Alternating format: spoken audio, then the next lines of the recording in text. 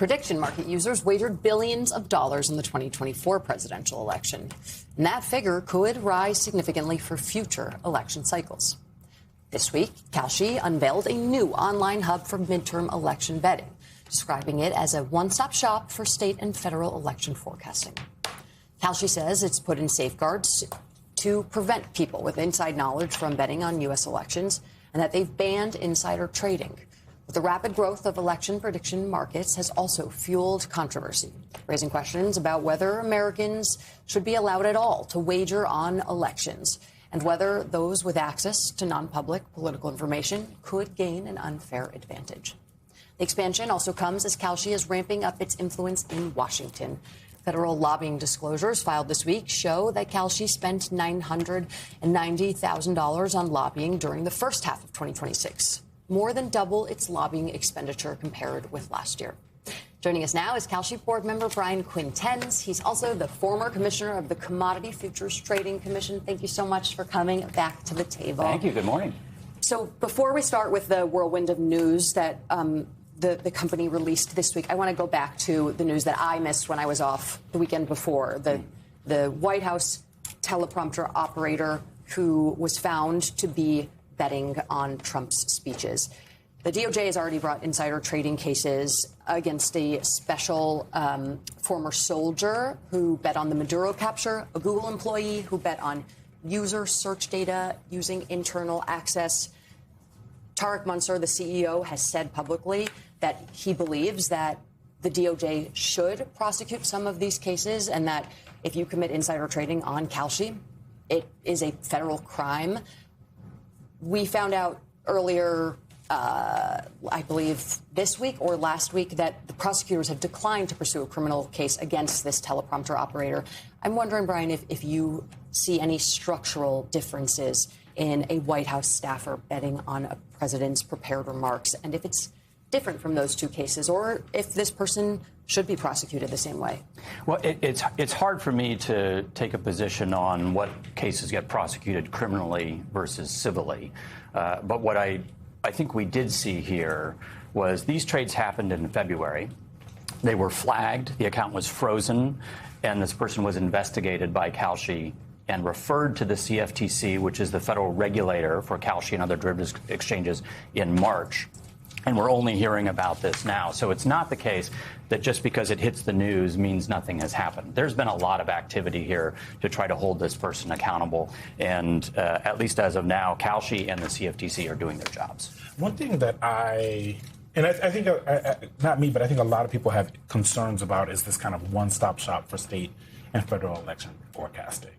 Because what we have seen, I think you probably also are worried about people using information that they gather, whether they work on the Hill or whatever, to bet on what's going to happen in November or next November or in any of these primaries. Mm-hmm. And I guess my question is, why does Kalshi allow people to bet on elections at all? Mm-hmm. Like if you guys, I don't want to speak for you, but if you're so concerned about, that kind of the things that could happen, the bad things that could happen if people are betting on elections, why allow it at all? So I think there are a couple different questions there. I mean, the first is Kalshi does more than any other exchange in the world in terms of screening people for the potential to insider trade and precluding them from trading in any market.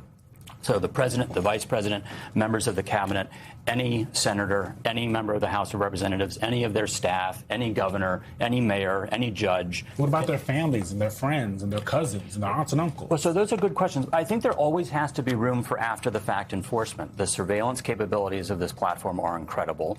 And if something bad does happen, I think we have to allow for the fact that an investigation can occur and it can hold people accountable for breaking the law. And we've never made it a market illegal because it creates the opportunity for someone to do something bad. If it is legal under a federal framework like these markets are, and specifically like elections markets are, which was decided by a court case that Kalshi brought against the CFTC, then we try to police them for the bad things and allow them for the good things. I actually, Eugene and I this is something we have a difference of opinions on, and so I don't see that much of a difference, a substantive difference with voters being able to bet on elections than I do consumers or sports fans being able to bet on sports games. But I do see an issue with inconsistent enforcement. Right. And so, to me, something like the teleprompter operator betting on something that he is directly working on, that he has insider knowledge on, is a very clear difference than a voter who is following the polling along with anyone else who is able to. And I mean, if you look at the rise of Donald Trump, for example, I mean, politics for a lot of people has become a source of entertainment, and campaigns now oftentimes use Kalshi's data as an inside resource. They don't take it that seriously, but it is certainly a talking point. And so I wonder how important the enforcement aspect is, and the consistency of enforcement to the future of Kalshi as a business. Sorry, Robert and Anthony, but we both played sports in college, and one of the things that is always a concern with sports is if people are betting on sports, they might have access to the person that can throw a game. And I think this is the same question I have when it comes to voters and people out there who are thinking about voting on or betting on elections or politics in general. There is an opportunity, but it's not a small opportunity, and the stakes are so high for us in this country to find someone to influence the actual outcome. Okay, so there's a lot there. Let's start with the politics example. And first, I think it's important to talk about the benefits of these markets in the public dialogue and how we think about elections in general, which is that, if you're engaging with a poll, you're expressing what you want to have happen or what you hope will happen. If you're engaging with a market, you're expressing what you think will happen, and you have skin in the game in doing that. And that's a very important distinction.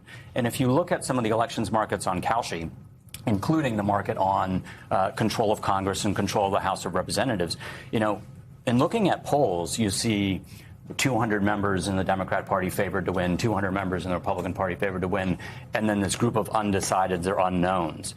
Kalshi has an 84% forecast that Democrats are going to win the House of Representatives. That's valuable information right now. And I think that can cut through the news because it has that skin in the game component. It's reflecting what people think. So I do think that there's value there. On your point around manipulation, there's an interesting example in the LA mayor race where someone put a lot of money on Spencer Pratt possibly winning, and it moved the odds. The market corrected within 9 seconds. And if someone wanted to sustain that, they'd have to do it across multiple venues with a lot of money. It'd be very easily discoverable. Brian Contins, as always, thank you so much for coming back. We need to have you for like 30 minutes. I know. Right. Happy to come back.